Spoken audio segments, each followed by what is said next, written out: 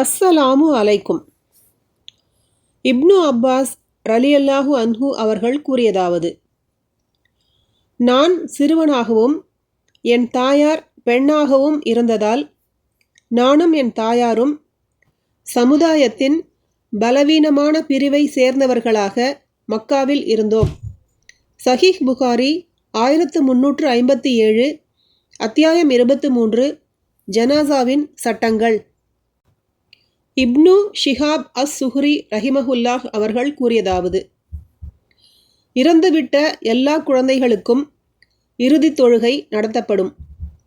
அது விபசாரிக்கு பிறந்ததாக இருந்தாலும் சரியே, ஏனெனில் அது இயற்கையாகவே இஸ்லாத்தில்தான் பிறக்கிறது.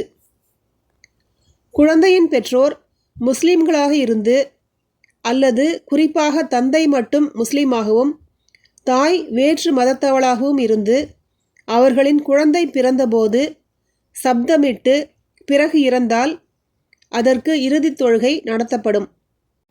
சப்தமிடவில்லை என்றால் அதற்கு தொழுகை இல்லை, ஏனெனில் அது குறைபேறு ஆகும்.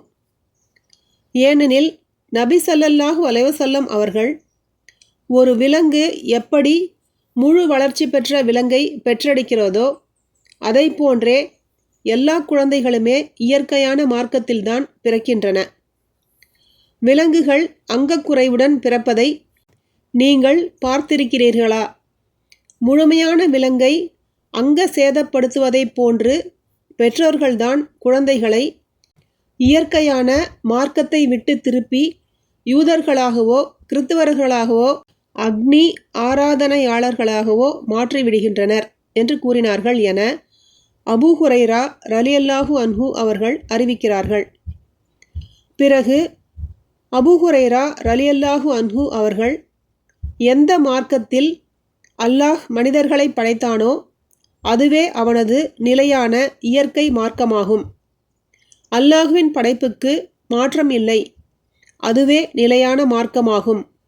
ஆனால் மனிதர்களில் பெரும்பாலோர் இதை அறிய மாட்டார்கள் எனும் இறைவசனத்தை ஓதிக் காட்டினார்கள். சஹீஹ் புகாரி 1358, அத்தியாயம் 23, ஜனாசாவின் சட்டங்கள்.